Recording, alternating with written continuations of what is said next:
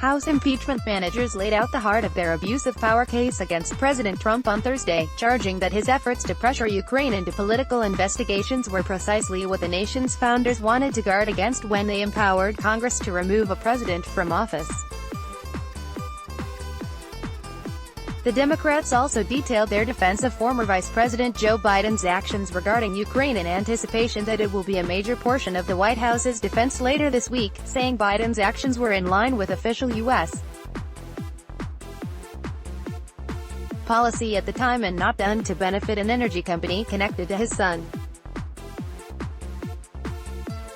But a significant number of Senate Republicans remained unmoved and downplayed the case from House managers, dismissing it as repetitive and unpersuasive as they sought to counter Democrats' narrative at a time when Trump's lawyers must stay silent in the Senate chamber. House Judiciary Committee Chairman Jerrold Nadler, DNY, who led the case for Democrats on Thursday, cited abuse, betrayal and corruption as not only the offenses that the nation feared the most when they wrote the Constitution, but also those alleged abuses at the core of Trump's dealings with Ukraine, the president's abuse of power, his betrayal of the national interest, and his corruption of our elections plainly qualify as great and dangerous offenses, Nadler said. President Trump has made clear in word and deed that he will persist in such conduct if he is not removed from power. The latest on the impeachment trial of President Trump. During his arguments, Nadler also drew liberally from past comments made by key Trump allies, including Sen. Lindsey Graham, RSC, Attorney General William P. Barr and lawyer Alan Dershowitz, who all argued there doesn't have to be a statutory crime committed to impeach a president. In one of many video clips played on the Senate floor during the trial, Graham, then serving as a House manager in President Bill Clinton's 1999 impeachment trial, defined high crimes more loosely than he does now as one of Trump's staunchest defenders. It's just when you start using your office, and you're acting in a way that hurts people, you've committed a high crime, Graham said on the Senate floor in the clip from 1999. He was not in the chamber Thursday when his quote was played, but later told reporters that the use of his previous comments was fair game, and recommended the White House do the same with Democrats when Trump's lawyers begin their defense of the president. Nadler made a case to the Senate that it would be unreasonable to expect Congress to envision all types of potential presidential corruption and pass laws explicitly forbidding it. The Constitution is not a suicide pact, Nadler said. It does not leave us stuck with presidents who abuse their power in unforeseen ways that threaten our security and democracy. Until recently, it did not occur to me that our president would call a foreign leader and demand a sham investigation meant to kneecap his political opponents, all in exchange for releasing vital military aid that the president was already required by law to provide. Trump was impeached Dec. 18, with Democrats accusing him of withholding nearly $400 million in military aid and a White House visit coveted by Ukraine in exchange for launching investigations into Biden and his son Hunter, as well as a discredited theory that the Eastern European nation interfered in the 2016 election. Trump and his counsel have maintained he did nothing improper when he asked Ukrainian leader Volodymyr Zelensky in a July 25 call to probe the two matters. In addition to the abuse of power charge, Democrats also impeached Trump on a second article of impeachment, that he obstructed congressional attempts to investigate the Ukraine matter. But the second official day of the House impeachment managers' arguments centered on the Democrats' abuse of power claims. They will wrap up their case Friday. Trump's team will launch its defense of the president on Saturday, with the key question of whether the Senate will subpoena new witnesses or documents set to be decided around the middle of next week.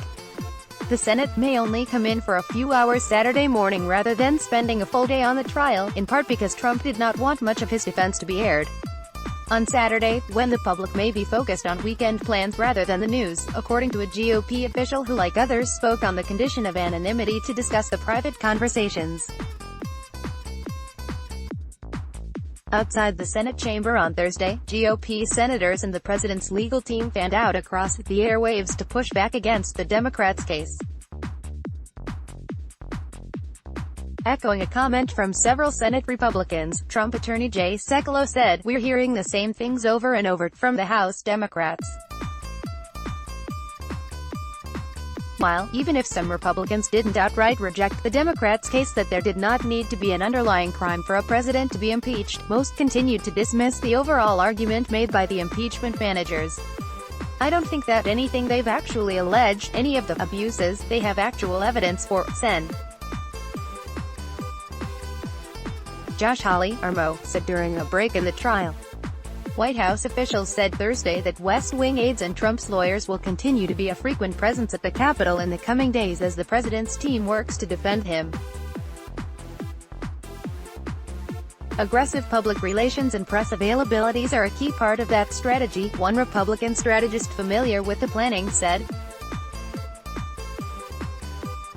"This is going to be more than the president tweeting," the strategist said, adding that the strategy would include Sekulow addressing the media at microphones set up in the Capitol and Rep. Mark Meadows, our NC, huddling with 100 reporters in the hallways. Trump did tweet Thursday, insisting that Democrats are opposed to a witness deal because they are afraid of what the people called to testify by the GOP would reveal. Democrats have repeatedly said they oppose a witness trade because they believe the witnesses Republicans want are irrelevant to the case. The Democrats don't want a witness trade because Shifty Schiff, the Bidens, the fake whistleblower. Though the Republicans' top desired witness remains Hunter Biden, Graham told reporters Thursday that scrutinizing the former vice president's son's service on the board of Burisma, a Ukrainian gas company, would be better handled through the oversight process than by calling him as a witness during the impeachment trial. The Bidens played a prominent role in the House Democrats' arguments Thursday, as Rep. Sylvia Garcia, D-Tex, another impeachment manager, sought to debunk the allegations that Joe Biden did anything nefarious in his dealings with Ukraine during his time as vice president. "The allegations against Biden are completely groundless," Garcia said, detailing how the former vice president's efforts to oust the Ukrainian prosecutor general were in line with official U.S. policy and supported by international allies. But Republican senators said the focus on the Bidens by Democrats made the former vice president and his son fair game for Trump's defense team. "It means when President Trump's lawyers stand up and present their defense, that they are going to have the opportunity to present the very significant evidence that supported and still supports a serious investigation into corruption at Burisma and ultimately whether Joe Biden participated in that corruption," Sen. Ted Cruz, R-Tex, told reporters Thursday evening. In 2016, Biden was the Obama administration's point person on Ukraine policy and led a pressure campaign on the Ukrainian government to fire its top prosecutor, Viktor Shokin, whom the administration believed was not doing enough to root out corruption among Ukraine's politicians. Shokin had previously investigated Burisma, but Hunter Biden was not accused of any wrongdoing.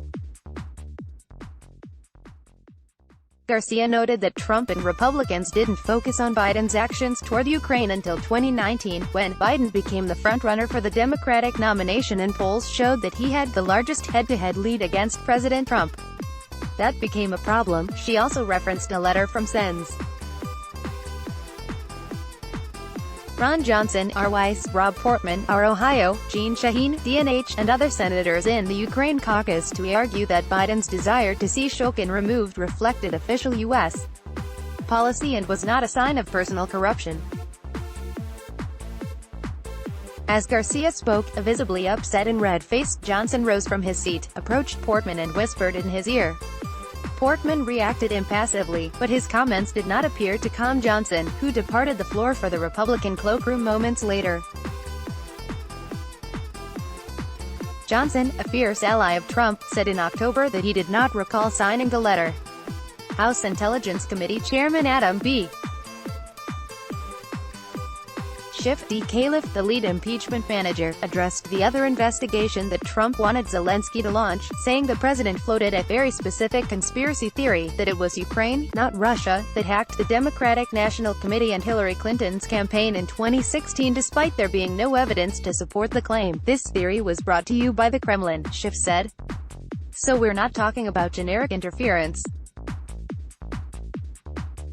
What Donald Trump wanted investigated or renounced, this completely bogus, Kremlin-pushed conspiracy theory. Earlier, Garcia played clips of news interviews from FBI Director Christopher Wray and Tom Bossert, a former Homeland Security aide at the White House, refuting the Ukraine interference theory.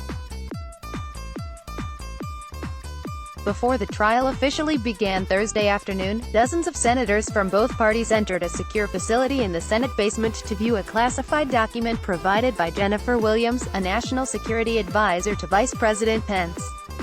The document was made available under an agreement between Senate Majority Leader Mitch McConnell, RK, and Minority Leader Charles E. Schumer, DNY, announced Wednesday. The document had been previously submitted to the House Intelligence Committee. Some senators spent only a few minutes in the facility, others stayed for the better part of an hour. Several Democrats emerged to say they didn't understand why the document had been classified. "I don't believe it's being withheld from the public for national security reasons. It may be withheld for political security reasons," said Sen. Durbin, Deal, Elise Viebeck, Felicia Sonmez, Colby Itkowitz, Mike Depenis and Robert Costa contributed to this report. Let's block ads. Why?